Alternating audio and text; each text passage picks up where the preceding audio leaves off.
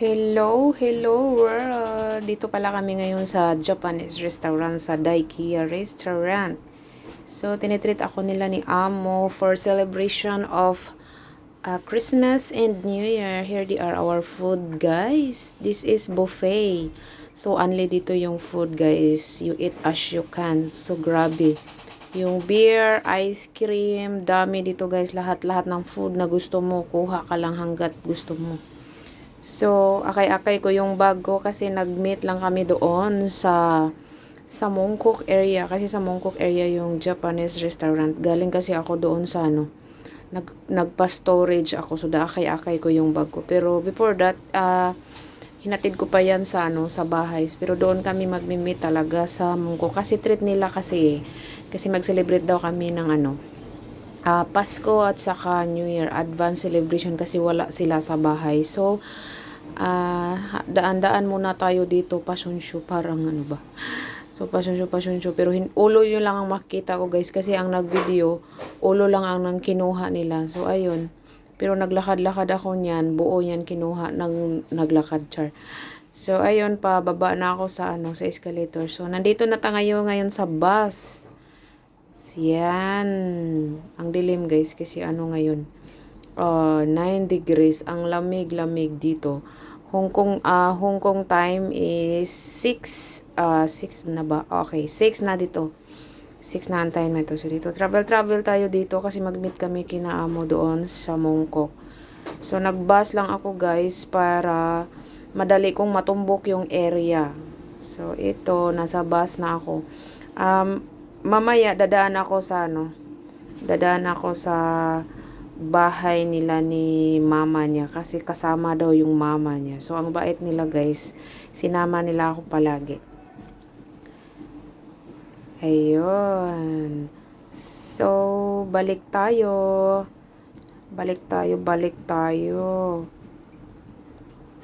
Kasi ito yung daanan talaga, guys, papunta dun. Isa lang kasi yung daanan. Pwede naman akong mag-MTR, pero problema kasi sa MTR, guys, palaging mag-change lane. Napagod ako. So, buti na yung mag-bus, isa lang yung sakay.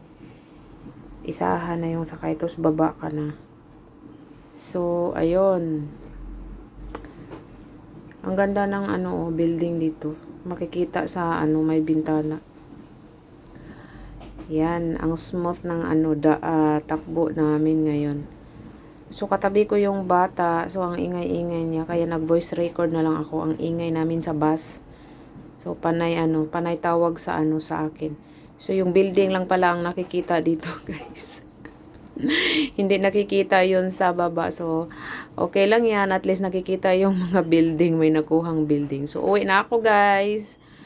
So, dumaan ako dito sa likod ng namin kasi inantay ko pa sila si Amo. Dumaan ako dito kasi may nakita akong halaman dito na ang ganda ng bulaklak, pero wala na pala siyang bulaklak, guys. May nakita ako ditong bubon. Ayun, tawag sa amin yung parang nature na water galing sa bundok. Ewan ko ba kung malinis ba to or hindi. Galing talaga siya sa bundok, guys. Tingnan nyo, ang puti-puti ng ang linis ng tubig, di ba? Ang kinang-kinang, char, ang kinang talaga. So, ayun, lumibot lang ako. Sa likod lang to ng building namin. Galing ako kumain. So, di ba? Dinner namin, pero dumaan pa ako dito. Parang araw lang, di ba, guys? Pero tumirik talaga yung araw dito. So, ito yon, may tubig. Pwede ditong maglaba, pwede ditong maligo. Ewan ko kung pwede ba ditong magsaing ng kunin yung tubig. Pero galing siya sa bundok. Ewan ko kung malinis ba talaga. Or mga leaking lang to sa mga tubo nila nito. 'Di ba? Parang sa parang sa probinsya lang. Pero parang may naglalaba dito, guys, na may nakita akong brass at saka kahoy. Parang naglalaba dito yung ibang mga chikwa na nagtipid sa tubig. Kuripot kasi sila. So, ayun, ito yung niya. Malapit na niya.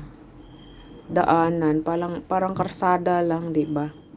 So, ayun, may na-discover na naman tayo today sa kakalakad natin.